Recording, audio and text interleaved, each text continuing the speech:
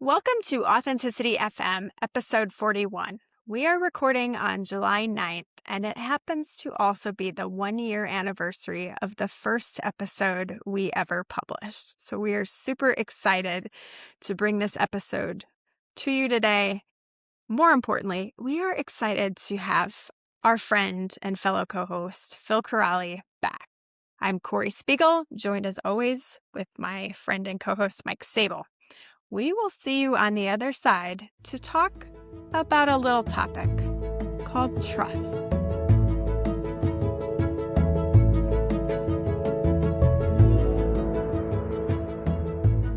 So, Phil, you trusted us enough to record an episode without you. We deemed it the midlife crisis episode, and it delivered. My technology did not deliver, which was fun. But we kind of opened Pandora's box in this idea of multi-horizon thinking. And we've talked about multiple truths coexisting. And so we've been digging in some deep spots. And we thought, what could be more fun than talking about trust?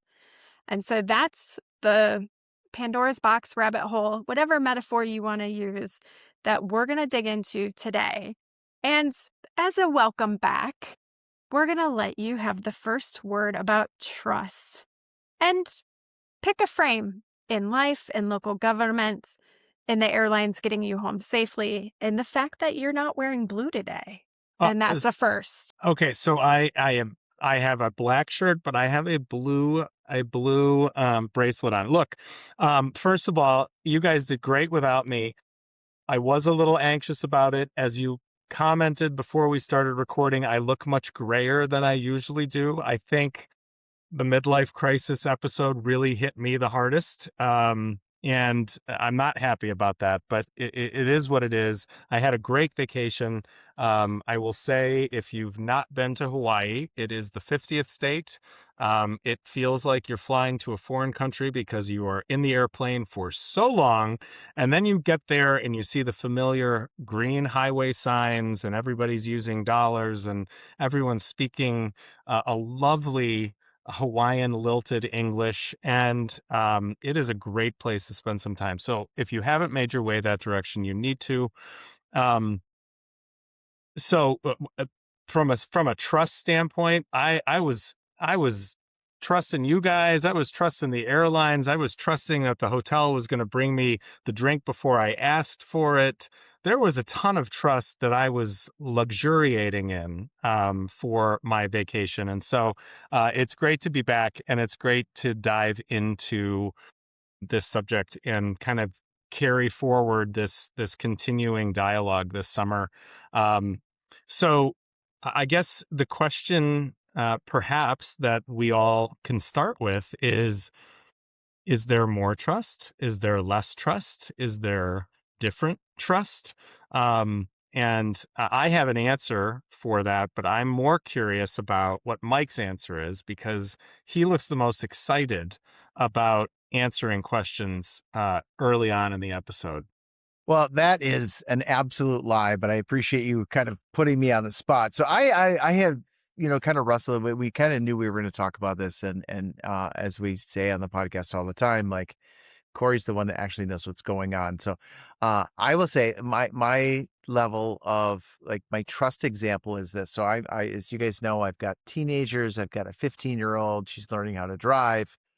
And one of the things that I'm always amazed at is how much we are willing to trust the car next to us to drive 70 miles an hour and stay in their little 13-foot lane and be successful in doing that. And so that for me is always kind of like the measure of trust. Like, hey, we actually trust everybody else around us to kind of, hey, stay in your lane, do your thing. We'll all get there together. It's a little bit of a High School Musical sort of reference, right? But we are all in this together. But there are some deeper things that have happened to erode trust in America and in institutions. And some of them have been immediate and sort of like, okay, this is broken. And so as you guys know, I'm from Minnesota. Hey, there's this fraud thing that's going on. It's eroding a bunch of trust, but it wasn't like an event. It was sort of built up over time. And so this is my opportunity to pass it over to Corey, who has done actually some thinking and some research and some like sort of putting some structure and thought into what declining trust sort of looks like. And so, Corey. Such a swift handoff.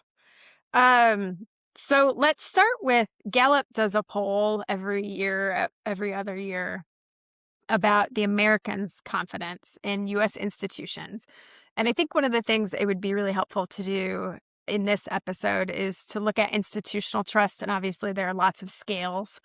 And then personal trust. And I think that will lead us into where trust is heading.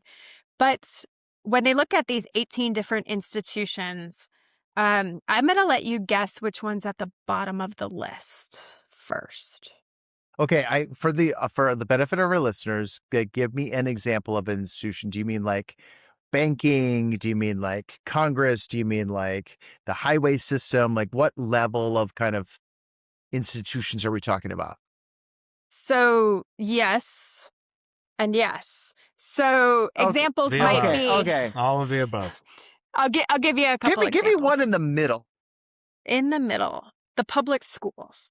Okay, Oh, all okay. right, that's Now, fair. when we say what's top, like what not the organization, but like what's the percentage? The 70% trust X. So you're going to make me do math on Sorry, the the air, numbers which is aren't there for you. awesome. No, they're there, but I have to. So it's a Likert scale. So Okay, it goes yeah. from a great deal of trust to no Okay, trust. okay. Right. All right. So, all right. but I can do math on the fly. So small business is at the top of the list, and quite a lot or great deal. So like Yeah. the highest Sounds right. level, Yep. 70%. Yeah. Okay.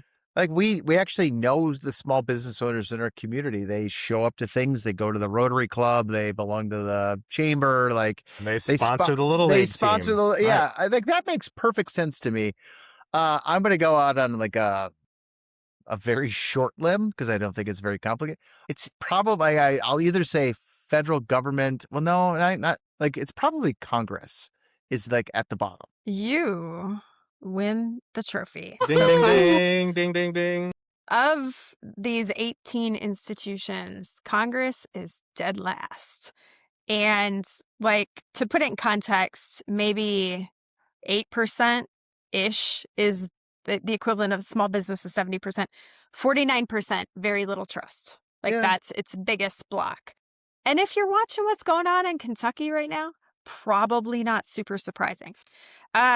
Another fun one, and I think it will be interesting. So this is a survey from last year. So when they update it as the world moves, I think it will be interesting. Right now, the presidency is kind of right in the middle next to banks. Large tech companies is, we'll call it the lower third between the Supreme Court and newspapers. Large tech was going to be my guess. So Yeah.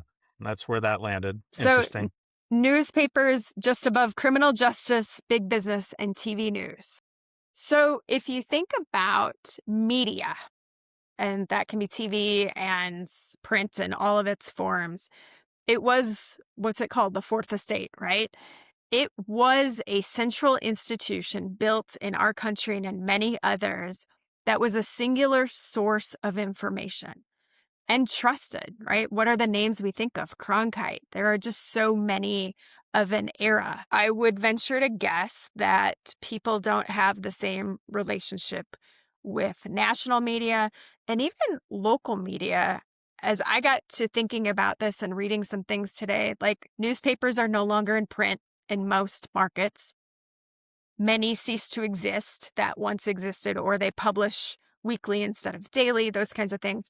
And with the accumulation of corporate local media, you have all of these conglomerates now. So you're seeing these waves of layoffs and consolidations. And that changes the relationship of trust with what was once defined as the media. And so how do we define the media going forward, right? Like you used to issue a press credential, but now there are creators, there are YouTube channels, there are all sorts of different venues where people get their information. And so let's dig into what trust with information sources looks like. And so I think tying that into the media environment first is a helpful place to start, because when you talk about Walter Cronkite, um, there were three networks, right? So maybe, and I should know, I know there were others besides Walter Cronkite, but we always talk about him. So let's just say there were three individuals who would do the nightly news, and everyone would tune in, and it was either one of those three that you'd listen to. And I remember growing up having a similar situation. It was Dan Rather on CBS, it was Tom Brokaw on NBC, it was Peter Jennings on ABC, and we didn't have cable, so that was what we had, right? And the advent of CNN, which became this 24-hour news cycle, was the early 80s, the early to mid 80s. And it it immediately augmented, it was a crazy idea when it came out. Who's going to want to watch the news 24 hours a day? We're good with it at 10 o'clock, right? Maybe we'll watch it at 5 and see what happened between 5 and 10, but like, that's enough. And immediately the dials shifted, right? And so what we experience today is not three trusted voices at 10 p.m., but 3,000, 3,000,000, 3 billion people who express and share information. Many of those people are sharing opinions. Some of those people are resharing somebody else's work. Some of those people are making it up. And there's a discernment question that we find ourselves stuck in the middle of.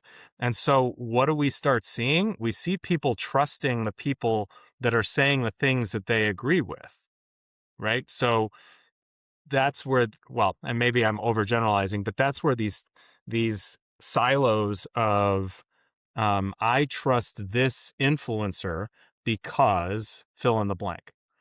I trust this influencer because fill in the blank.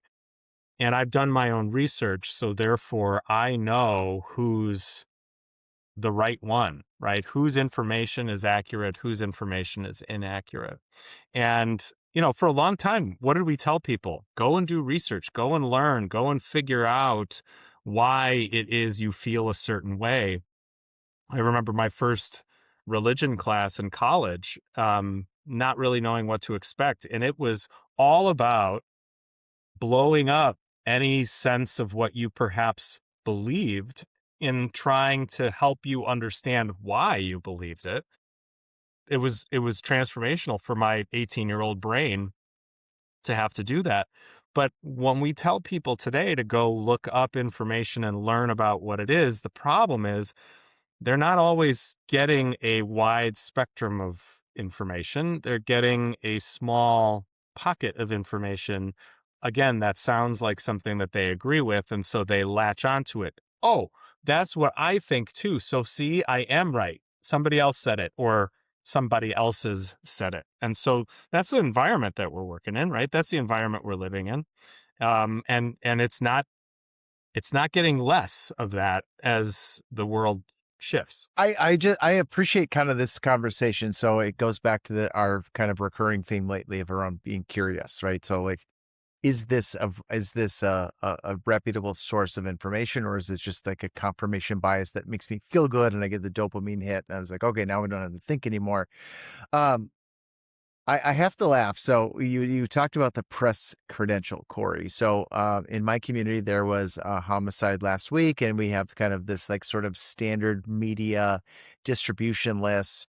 And we sent it out. And of course, like the three people that we have from the main newspaper have all moved on to different jobs, and we just never updated. So like the number one source of news in my region didn't get this information to get it out and put it in the paper. And so they were, sort of 3 days late to the thing. And so at closed circuit to city managers who are watching this, like update your media, contact list and include the influencers, because they're just as important as sort of traditional print media or traditional TV media, uh, which was a real thing that we actually had. And so, Corey, I know that you've talked about like we've seen sort of trust It used to be like, who do I know? That was my sort of trusted person, and then it became like sort of institutions, and now we've had this sort of technological revolution, evolution, and that sort of who I trust has changed. For our listeners and for our audience, kind of like what's been that evolution like for the last 25 years? So, for the longer continuum, right? We talked about time horizons last episode. Trust really was individual. It's really only in this last kind of set of generational cycles where it became truly institutionalized. And I'm not talking about power hierarchies because you can go back through world history and figure all of that out. I'm talking about more information infrastructure and how we relate to each other. And that kind of rises with democracy and the post World War II order. And so you kind of see that. But what happened, and the research we've talked about around multi horizons, is that the boomers generally created a lot of these institutions. Now, there's a lot more that came before them, right? So you have this institutionalization, the big federal government, all of the work that got done, a lot of the things that exist, the media in its configuration, because it was a necessity of that era. What you're seeing with the generational change and the different horizon stacking changes is the decentralization. The idea that the barrier to entry in any market. And so, Phil, when you're talking about kind of the bias and hearing what I want to hear, there are now aggregators. New businesses have literally popped up in the last year, entrepreneurs doing entrepreneurial things to send you something daily on your chosen topics that shows you this provider, this content source leans left, this one leans right. So you can actively choose to see different. Like that's a whole new business that didn't exist a couple of years ago because we're decentralized. And so we're going through a reorganization of trust. We're going through a reorganization of communication, talent, all of those things. But it's, again, we talked about in the last episode, history might not formally repeat, but it does rhyme. And so I think what we're seeing is a rebuilding of an era that once existed. It just looks so very different because technology makes it easy for us to do this and send group chats and for me to watch somebody on YouTube and then to see something on social media. And I can do that all in 5 minutes. Like that was not available 20 years ago, more or less 40 or 60. I got overwhelmed with thoughts, so I'm going to do a couple of things. I'm just going to share sort of how I've been thinking about this. So, in my community, we lost our local print media, local newspaper, and so there's not a lot of coverage about the work that we do, and like we're really proud of it. We want to share it, and so I used the machine last week, and I took our city council packet and I put it in the machine and I put the agenda and then I said, could you summarize this meeting in a meaningful way in 2 pages? And it did a pretty remarkable job of summarizing the content and the discussion. Oh, and the other thing I did is I took the audio transcript of the meeting itself. So who made the motion and what was the level of discussion, put it into the machine, and it generated a pretty substantial summary report that would have been worthy of a newspaper 25 years ago, and it did it in 25 seconds. And I do think that that ability to do that in this sort of our new technological evolution has sort of been really impactful. And Corey, there's something else that you talked about, and this is maybe we'll dive into this, is we have a lot of like historical patterns of like gatekeepers and people who would discern what should and shouldn't be worthy of it. And, as we think about, we touched on a little bit about our, credentialing and our learning and those kinds of platforms. Like those are fundamentally broken because they're still working on a 25-year-old model. Are you willing to kind of dive into, you and Phil, kind of dive into your beliefs or conversations around what old models look like in a new era? I think I wanna talk a little bit about kind of the points that you're making on, the what it was like when we had the really great press person who you saw at every meeting and you built a relationship. And you could call them and say, hey, this thing is coming. I can't give you much information yet, but I'll call you tomorrow morning as soon as I can, that kind of thing, right? Those don't exist in the same way. But I think what I've been noticing about not just my organization, but governments, local governments all over the place. And Corey, I'm real curious, where does local government fall on that spectrum that you were just pointing to a moment ago? Sorry to throw that at you without Unmeasured, not unmeasured. one. Okay, well, But what? so I will say, though, the police, so law enforcement as an institution is fourth highest with 45% in the kind of quite a lot, great that's deal. that's pretty good. It's higher than, think about this for a second. Policing is higher than churches. Well, we're going to let that one sit in the ether for a moment. But what's interesting to me, and we've seen this, and we've talked about it as a profession. We've lamented the fact that local government was always the most trusted level of government, right? We were always in the mid to upper 70s of people saying, "I trust my local government," and now we're somewhere in the 50s, depending upon who's doing the measurement. So a 25 point fall off on trust. And I was thinking about this a bit today, what causes something like that? And I think what causes something like that is that we continue to keep seeking trust, or seeking to build trust, I should say, in the way that we used to do it, right? We're relying on people to come to us and ask a question rather than us going to them to tell them a story. Mike, your point, nobody's paying attention to the city council meeting until they care about something. So if they're not paying attention, how do we help them to pay attention? And a lot of communities have a perspective on that where they say, not my job. My job is to put the information out.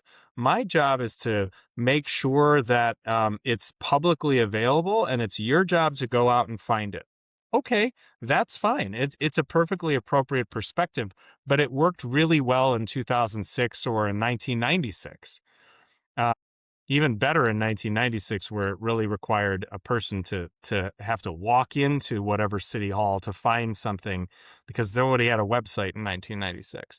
And yet here we are in 2026, where everything is at your fingertips every moment that you're seeking it. And we're trying to build trust like it's 1996.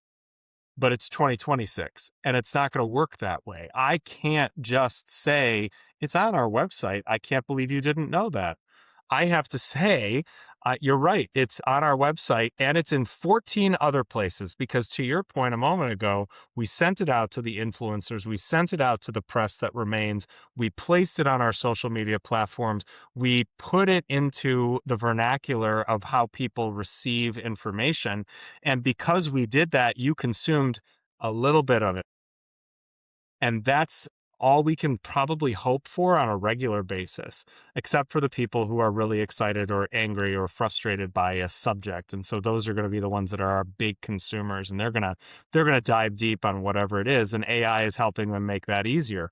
So all of us have these problems of making sure our community feels informed and that they trust the information. The interesting point also I was thinking about when you were saying, well, I dumped all of this into an AI system that generated something back out. There are going to be people who say that's not trustworthy, or if it's Mike Sable who did that, I don't trust it at all, because Mike Sable probably prompted it some way to leave the most important points out, right? So even our best efforts can result in less trust, because we're not the people that people look to and say, they got my back. We're the people that frequently are looked at and people say, I'm not sure whose back they got, but I feel like it's somebody else's, not mine. So when you asked the question, Mike, I wrote down a word, and the word was credibility. And so when I think about the relationship of trust and institutions, Part of it is just the cycle of the turning. It's inevitable. Like, things rise, things fall. History's full of that. But it's also earned. There are a lot of things we've lived through professionally where the system has failed or the system has not evolved.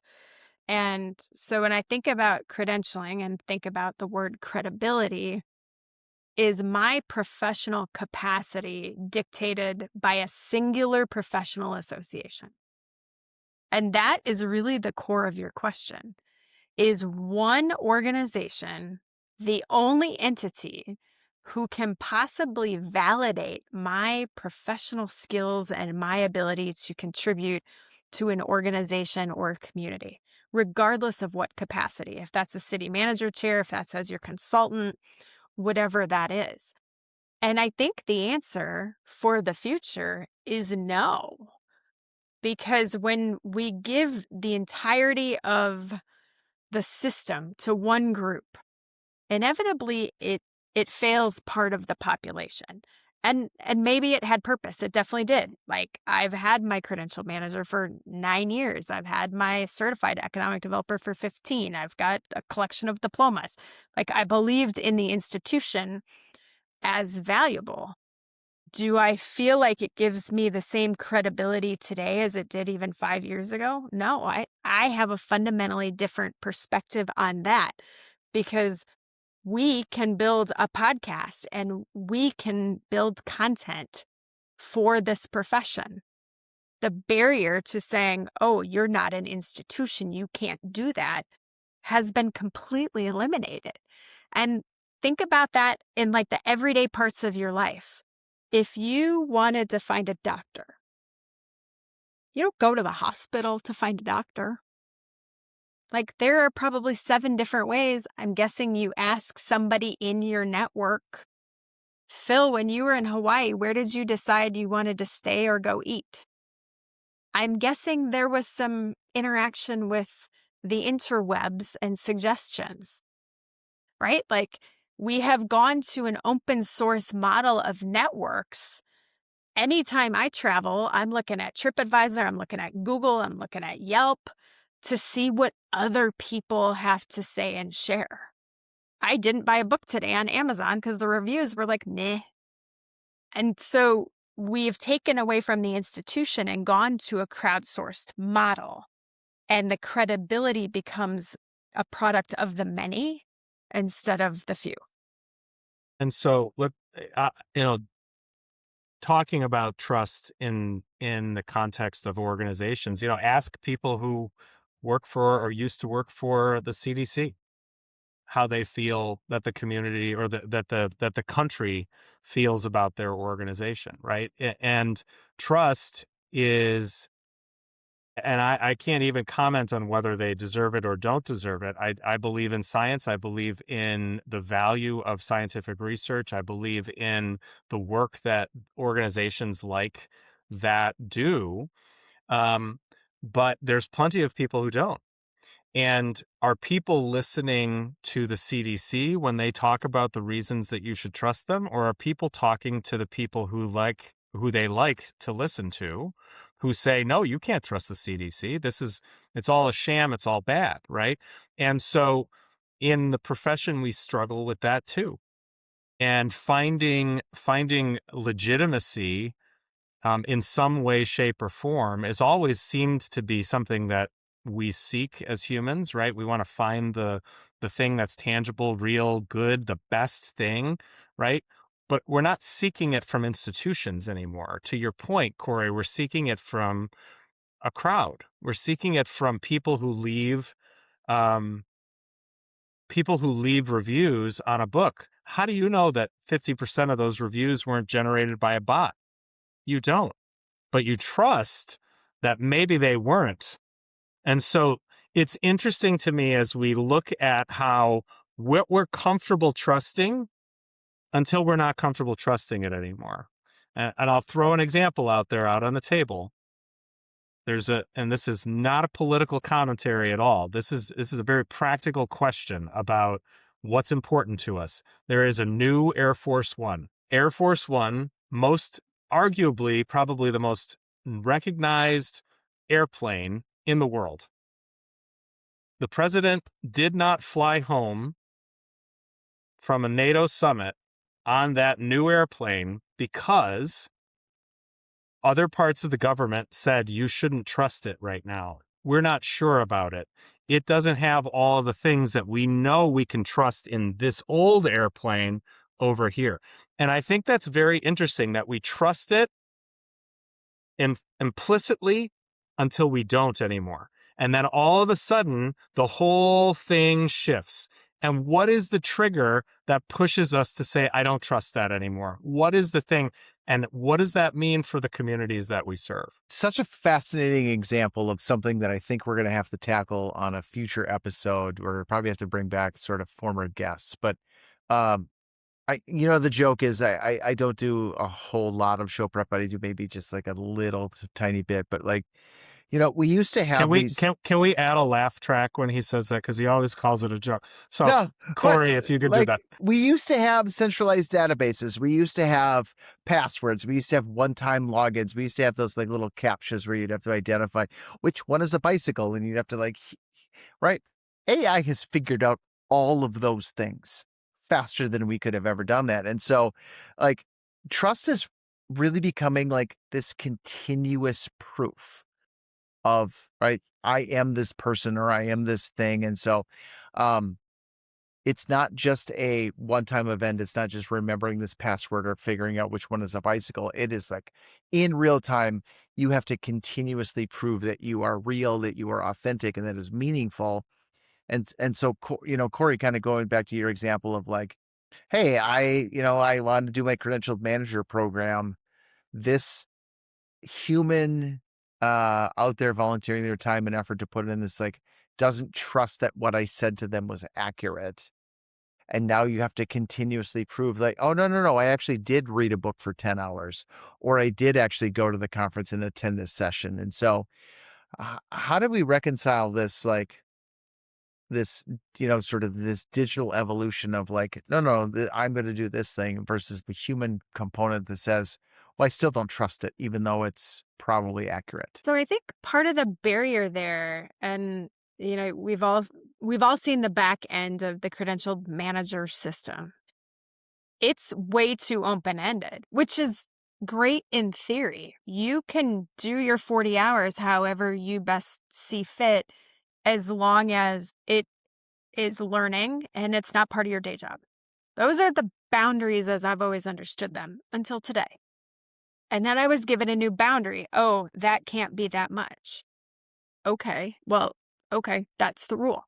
Conversely, my economic development credential, very structured. There's a worksheet. There are items that are 3 points. There are items that are 2 points. There are items that are 1 point. You need 12 points every 3 years and an ethics class. And that's it. And the worksheet is literally that simple. It is a predefined menu. And if you have any questions about if something fits, all you do is you just ask. It's literally that simple.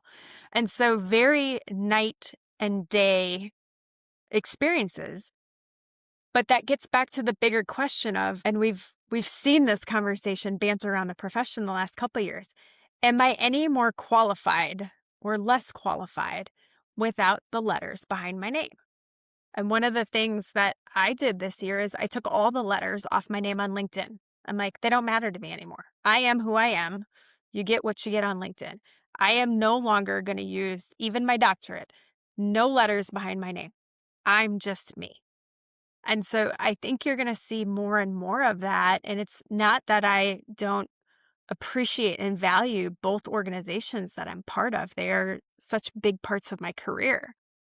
But I don't know that my worth as a professional is governed by either of them going forward. Good response for that, other than I think that's perfectly fine. And I think it's perfectly fine to have it. Whatever your credential may be, whatever your educational nomenclature may be. And I think and maybe I'm just speaking for myself, but I've always looked at how we do our, if you want to call it patting yourself on the back, of being credentialed or having a certification or being an SPHR or a CPFO or whatever it is in the vernacular of local government, that we do it because it's meaningful to us, right? And if the letters aren't meaningful, you're still doing the stuff, right? So if it's all about the stuff, which is what I think at the end of the day it ultimately is about. And I think you bring up a valid point, and one that the profession I think struggles and has struggled with, which is what are we trying to prove by having a program that says I have done something and I'm able to be told, I'm able to tell you, current employer, prospective employer, past employers, whatever, professional network, that I have achieved X. We do that for whatever reason, that we apply and place that into the into the file of the things that we've accomplished. But I think your point, if I'm hearing it correctly, is there still professional value to it? And I think that's a valid question. Um, is it invaluable? Probably not. Does it have no value? No, I think it has some. But I think it's the struggle is, what does it mean to me, you, Mike, and anybody else, is going to be kind of the subjective question of, in any case, why seek a GFOA award on your budget? Why seek a bond rating from a bond agency? Well, because you kind of have to. But I will tell you, I think bond ratings are a joke. They cost us money. They require us to do things that we would do anyway, but I have to pay somebody for it. I believe the same thing about certification of LEED buildings.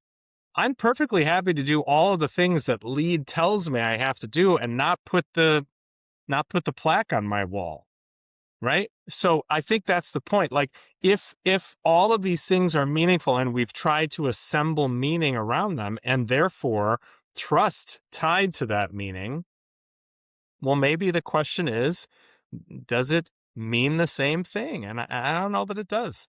It's a tough one. This is such a great conversation because so many things have just like sort of ping ponged in my brain simultaneously. So I'm gonna ramble for a bit, but I promise one of you is gonna bail me out at the end and give it some coherence. Um, and I mean this. So let's go to the credentialed manager program. So what that actually measures, I think, is your level of curiosity and growth in learning. So you document that I have learned and grown and been curious about the profession and furthering the work. So I've attended conferences, I've done things, I've learned things, like I've demonstrated that I'm curious about getting better. And I have like then followed through on those curiosities and documented and accounted for the ways in which I've been curious and learned something new about the work, right? Read a book, I did something.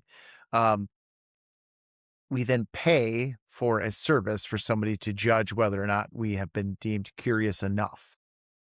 And they've set an arbitrary standard of 40 hours a year. And, some, nameless city manager in another city judges whether or not that's true.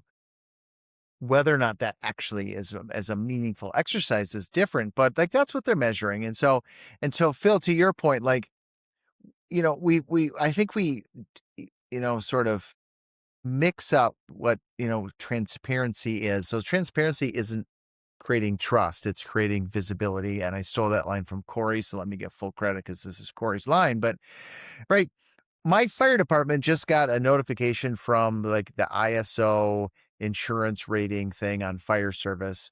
And they've said, well, you're potentially going to be retrogressed or retrograded down because we don't run 4 firefighters on an engine. And I was like, well, the reason we don't run 4 firefighters in an engine is it's super inefficient and I can do things 25% faster and cheaper than everybody else and still get the same outcome. And so I don't even know if an insurance company looks at that rating anymore, because I'll stand by our fire protection service response against anybody else in the region. But if this rating agency says, oh, well, you're deficient because you don't follow this rule that was created 70 years ago, I kind of don't care anymore. Like, I'm willing to roll the dice because that institution isn't relevant in today's modern world. And you talk about rating agencies, right? We're paying to get a rating agency. I work in a community that has a AA plus. It's the second highest rated rating you can get. The savings that we would get from a AAA rating is, right, $4,500 per $1 million of debt issuance. What am I paying to get the rating versus what is the savings I get? Like, we actually have to have that conversation in real, like, a really meaningful way. Lots of cities love to pat themselves on the back, like, oh, we're AAA rated. Well, yeah, of course you are, right? I actually worked, Yeah. and this Yeah. I'm going to tell one story. So I worked for a community that was proudly proclaimed themselves to be. They would get all of the rating agencies, right? Fitch, Standards and All Poor's, three. and all three, and be And Moody's. yep, And Moody's, and then we'd be Mhm. at triple A. And a neighboring community was like, wait a minute, you don't have a better rating than us. You just have more of them. And so it was wound up being a colossal waste of time and money to get 3 rating agencies when the interest rate was exactly the same. And so for any city manager out there who has the quote triple A, you are doing a disservice to everyone in your community because you're overpaying for something that doesn't matter. And it's all ego, and you ought to stop doing it immediately because the system is fundamentally broken. And I feel like I just got on a soapbox because there are a bunch of old systems, and we've talked about this offline. There are a bunch of dinosaurs ready to be extinct. Corey, bail me out of this because I went too It's far. Nope, it's not a bailout. It's a perfect segue. So I have been reading this book for an unnamed purpose that we will talk about at some point in the future. But oddly enough, today, the chapter I'm reading is called Build Trustworthy Networks. I do How love, by the convenient. way, the breadcrumbs that we're leaving all through this episode. So we really are. I feel like this is the start of season 2, since we're now a year into this. So I love the breadcrumbs that are coming.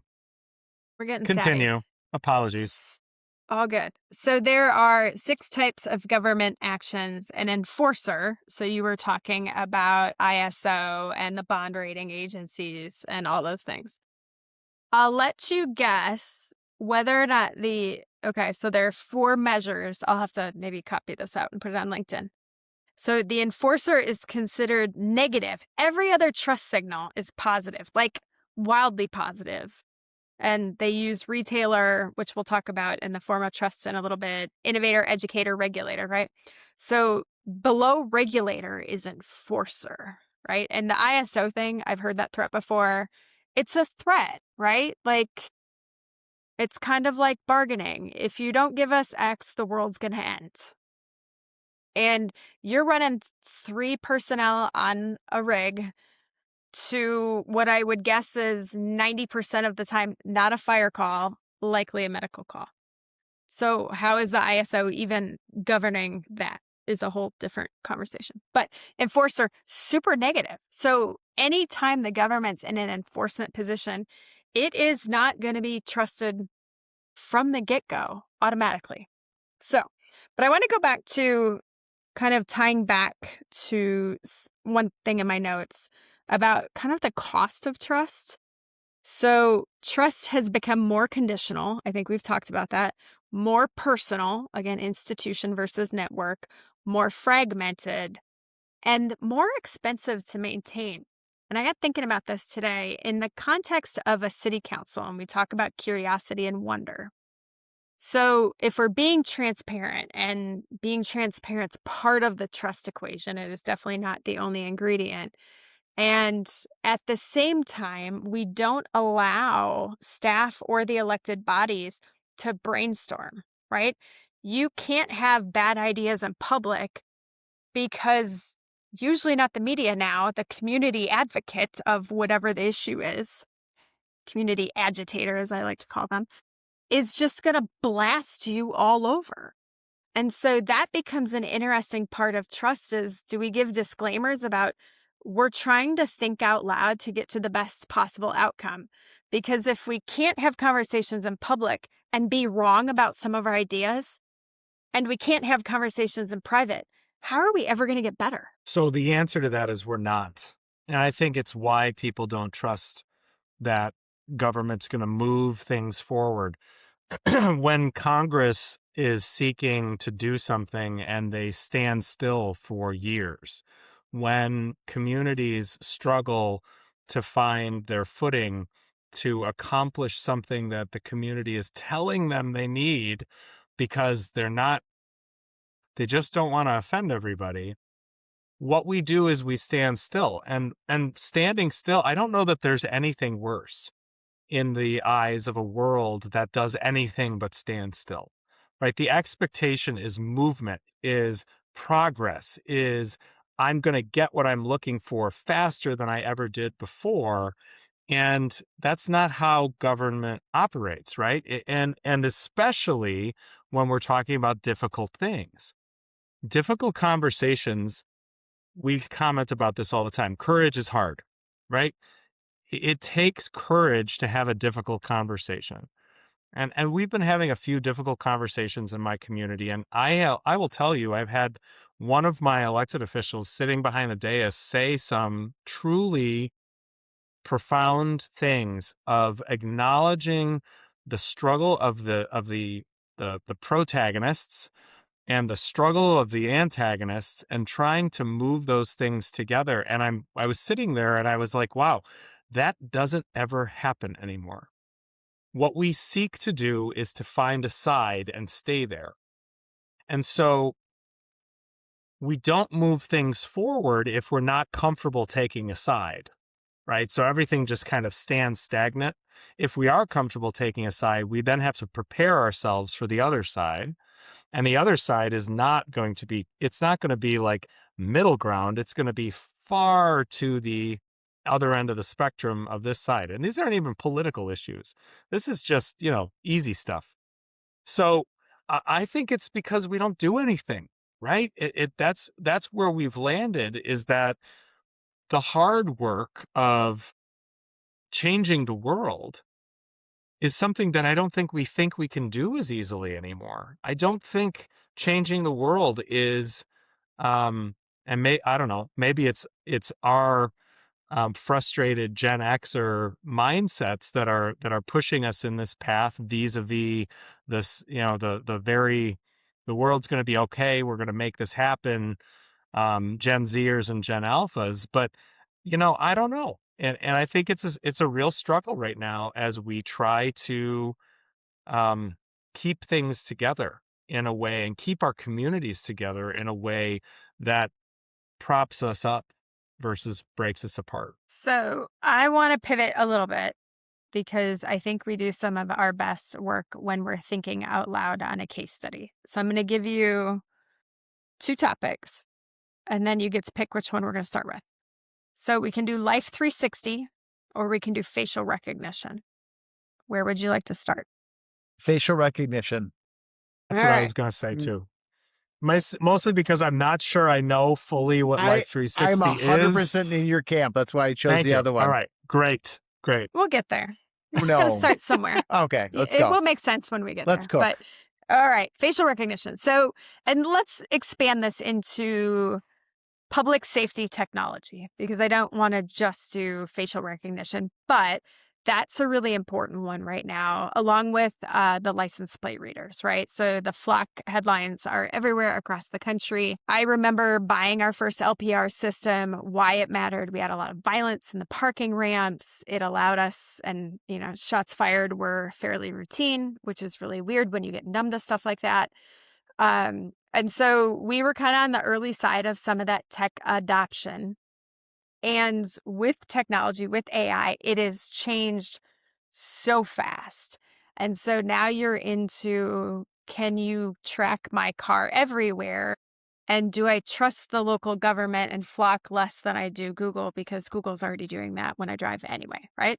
And so let's dig into this idea that for law enforcement, and I think we've seen somewhere out west, Homeland Security was accessing the system. And so when we talk about institutional trust, that became a huge issue for that community.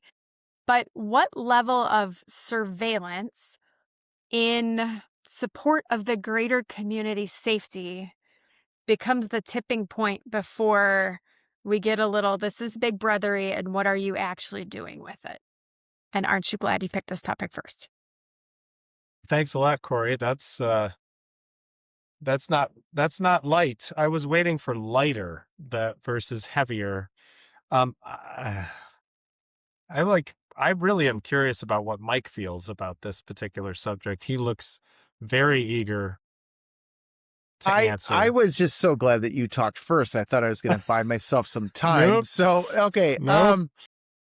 So I will say, I'm just going to talk randomly and something's going to pop out. So, I remember like LPRs, like 10 years ago. And it was like, we solved a murder case in an hour and a half. Like it was a really remarkable technology.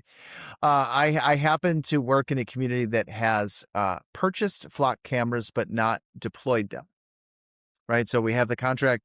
And so we set up immediately. We said, we're not going to share the flock data. But because one community somewhere else did, the presumption was, well, everybody must be doing it. So even if we said, listen, we don't share with ICE that we're any of this information, it's immediately not trusted anyways.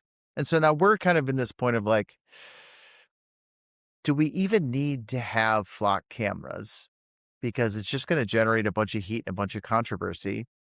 And there's 7 other mechanisms to track and follow cars anyways, because guess what? Everybody has one of these and it's following you and it tells you how fast you're going and where you're going and what you're doing. And so I think we're maybe missing, like, many of the people who are upset are sort of missing the point. Like, we already know where you are. We can just ask. Your cell phone pings on a tower and we can triangulate where you are anyway. So you're not escaping. And so um I think there's a gap in people's like sort of understanding about the sophisticated networks that we have. And so we talked a lot about our last episode, like the Tesla knows more about what's going on around you than any engineer or officer would ever want to know. This little car knows more than all of that. So, like, what thing are we trying to fight? What thing are we trying to solve? So, I say all that to say, like, this feels like controversy that's been manufactured to not actually get to an outcome, because we love to just get energy around a thing, and like there's an entire network of people who just their sole purpose in life is to generate heat and energy and these things. And it's like, yeah, but that actually doesn't matter. And that goes back to our conversation last week of like, okay, is that an event? Is this a thing that's happening? Or is it, if we step back and look at the whole spectrum, is it something totally different? And so that my advice to the managers out there is to pause, step back, invite your counsels to step back and look at the full spectrum, because we'll probably arrive at a different answer if we aren't looking at what's on fire. So all of what he said, I will agree with. And I think it's technology is here, folks. It isn't going away. There is ill intent that comes with some technologies and the way that some people use those technologies. AI is a great example. It can be used for bad things. It can be used for really good things. I think any technology that we can look to in our lives is both positive and negative. And I think that's true of Flock. We've utilized them in my community and in this region now for about 4 years. They have created real inroads into solving crimes, stopping crimes. Um, we have been able to help people who had been impacted by the loss of a family member who had wandered in a vehicle. Like those are real and tangible. And I recognize why, if somebody believes that the data is being manipulated or managed poorly, our contracts are very clear and we check on this all the time. That doesn't mean that we just kind of passively believe that everything's fine. What it means is that it requires vigilance and proactive consideration about why it is we're using the information, right? What is the real purpose behind this? That is true of nearly everything. And I think you're right, Mike. We live in a surveillance state. Everybody willingly hits accept on every 55,000 word legal whatever it is that they have just agreed to. I was just listening to a podcast this morning while I was out running, and we're reminding me about the fact that Instagram just changed a setting that allows any open data on the Instagram platform to be utilized as part of their AI generator, to supplement other people's um, images. Oh my God. Suddenly, I'm aware of the fact that you can use my stuff, even though I've been publicly posting them left and right for the last, I don't know, 2 decades almost. Come on, everybody. Are you really surprised that information that you've publicly made available is somehow maybe going to find its way into something that you didn't intend? That's kind of what we've all signed up for. And I am not diminishing the fact that things like flock cameras or body cams or whatever it is that is pulling information that is perhaps to some people unintended to be shared. Um, but not all data collection is bad. And not all data collection is being used for bad purposes. And I think that's important for us, as a I don't know, as a nation, as people, to understand. But caution is necessary. The moment you forego that decision to care is the moment that stuff then becomes something that somebody is going to utilize for reasons that are outside of how you intended it. So that's our job, right? Is to be vigilant about it and thoughtful. So your Instagram thing made me giggle because every few months you'll see the rash of things on Facebook where people do the copy and paste post where it's like, Meta does not have the right to use my blah, blah, blah, blah, blah. And I'm like, oh, you Yeah, they think do. that's a fun disclaimer? You did not read the fine print. And by the way, you won't win. Their lawyers are better. All right. So pivot, Life 360. So Phil, your daughters are not quite old enough, but soon enough. Every parent of a teenager that I know has Life 360 on their phone because, unlike our delightful Gen X childhoods where we just disappeared off into the wherever, suburbs, cornfields, depending on your type of childhood, and the rule was to be home before dark, right? So now you have an app on your phone that tracks where your kid is, and most kids actually do it in reverse with their parents. I have multiple friends who the child will message the parent when we're out to dinner and be like, what are you bringing me for dinner? I know where you're at, kind of thing, right? So that's the lived version. You guys are aware that every once in a while, my son will come to the door and be like, I need more time because he doesn't have free range on any of his devices. So to the surveillance state, we as parents put restrictions on it, but we also share our data that way. As employers, that also happens. And so you're seeing keystroke monitoring. You're seeing everybody's got GPS in vehicles. Where is the line between efficiency and enforcement? And I think of vehicles because this came up so much, especially in public works. Why is that truck sitting there for hours? Why aren't they working? Why are they at the grocery store? And so you have this line of trusting your people to do their job and using technology to create an enforcement mechanism. And so that was a little bit of my inspiration behind Life 360. That's a I'm so I don't know where to begin on this conversation. So, um, my son is leaving on a mission trip with 80 of his friends. They are not allowed to bring their devices with them. And they every one of them as a human being is looking forward to this 2 weeks of uninterrupted, uncontrolled time that they could just be with each other. So I might be an outlier in this. I think the premise of your discussion though, regarding, sort of these tracking devices on cars is I want to catch you doing something that you shouldn't do rather than I want to give you tools to empower you to be great at your job. And it is the mindset of the leadership, which is the default position of, I can't trust you to go manage this roadway project yourself. So I'm going to monitor all of your actions rather than say, you know what? I think you're going to be great. You know what needs to go happen. Go make it happen within this time frame and this budget. And so it comes down to this like philosophical management mindset of, are people wanting to do great work and are willing to go do the job, or do they need to be constantly watched and controlled and sort of monitored? And I will tell you, like, I know my team. I have a lot of trust in their ability to do great work.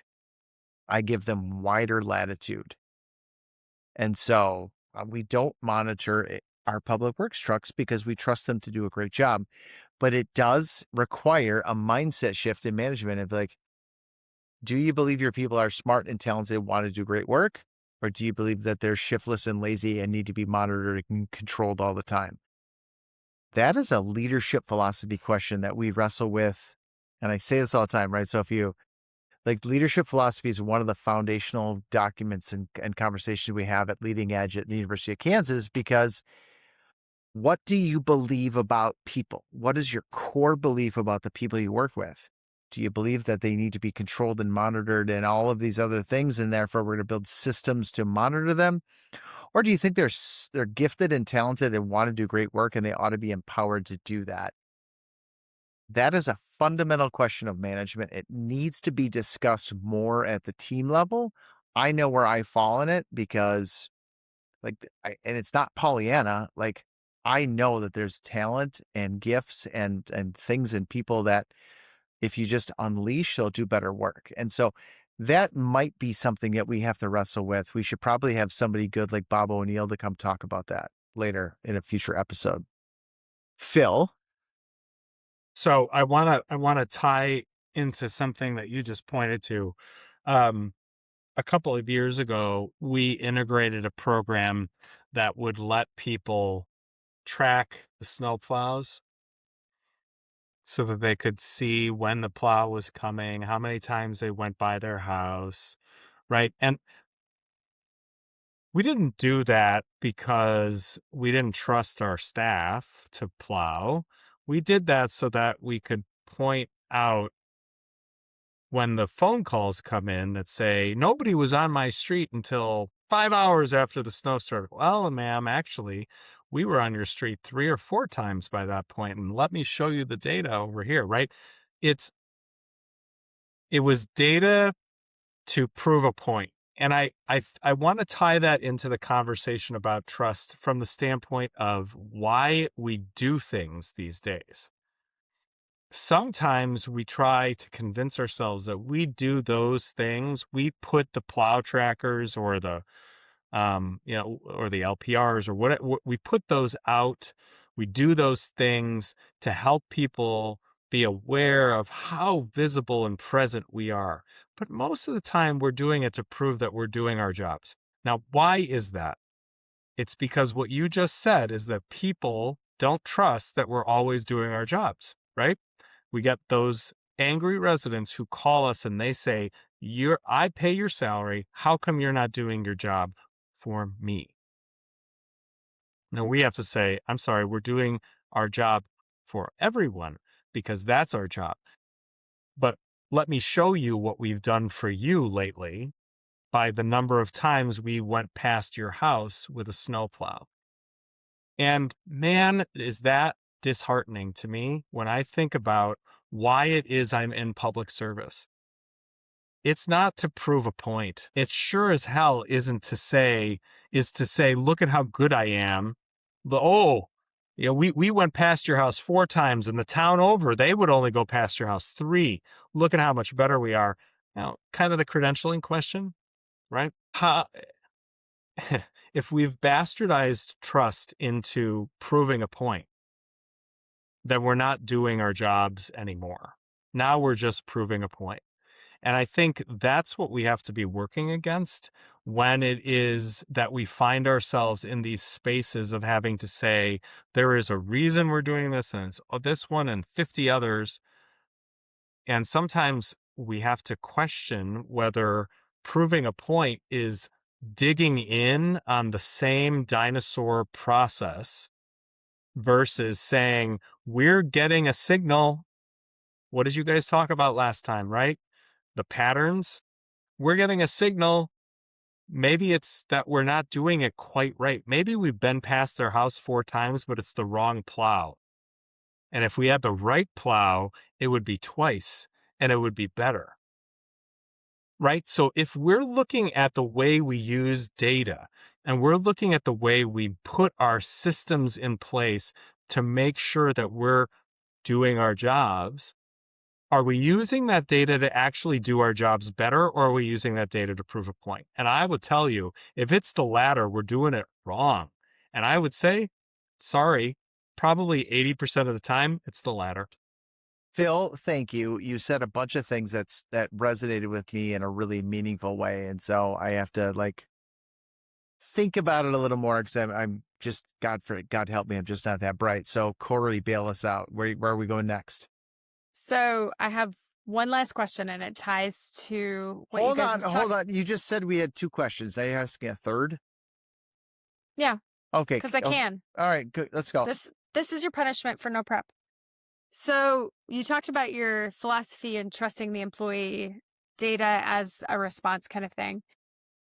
As we think about trust and its evolving relationship with institutions, it doesn't mean there's less trust. It just means it goes somewhere else. And I think what we're seeing is trust becomes a much more personal thing. Everyone loves the trash guy. You could have people very upset with government, but still love the trash guy or the Parks and Rec staff, whatever that is, right? So this is your closeout question. If the most trusted employee in your organization left tomorrow, how much trust leaves with them? This is going to be anomalous, I think.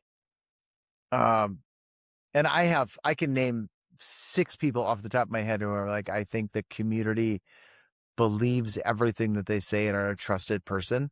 The answer is it's not much. And I'll give you a real world example. So we do a lot of tree removal in boulevard trees, and a storm comes through and it knocks some trees down, and the crews go out and they do an incredible job of managing the tree canopy and the forestry of the community. And there's sort of one guy that fields most of the calls, and people just love him.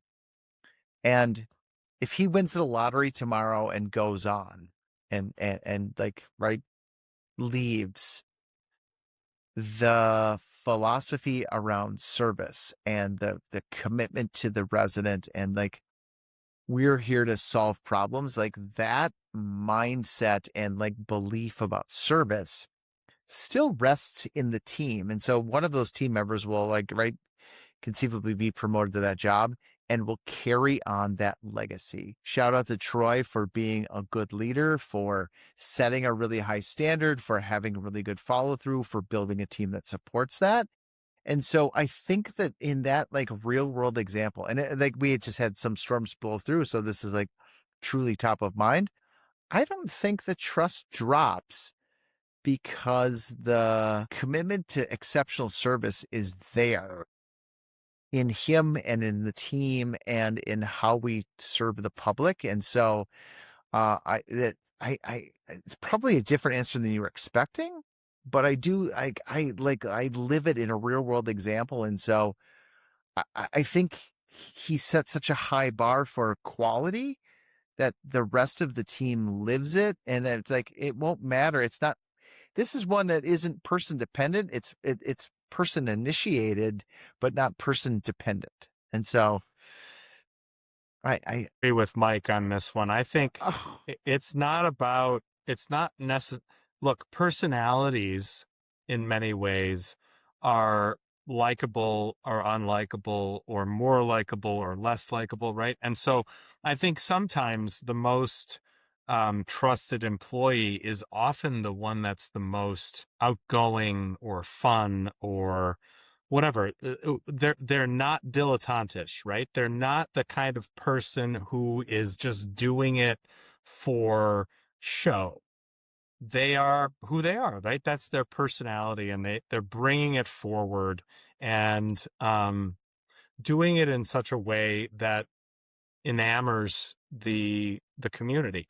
But I agree with Mike. I think in the absence of that personality, other personalities fill in, because our organizations are full of people who are not doing this work because it's necessarily the most fun work they could be doing. They're not doing this work because it's necessarily the most enriching work that they could be doing.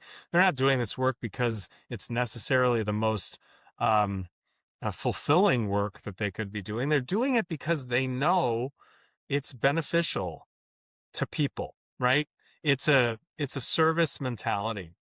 And while that that level of service mentality may change depending upon the individual, I think even if your most trusted person walks out the door tomorrow and they retire after a long career, or they move on to another community that's allowing them some growth that they can't have where you are, I don't know that all of it goes with them. I really don't. I think what it gives is the opportunity for others to step into that role, or to fill it in a completely different way. you didn't say this, Phil, but I'm going to interpret it.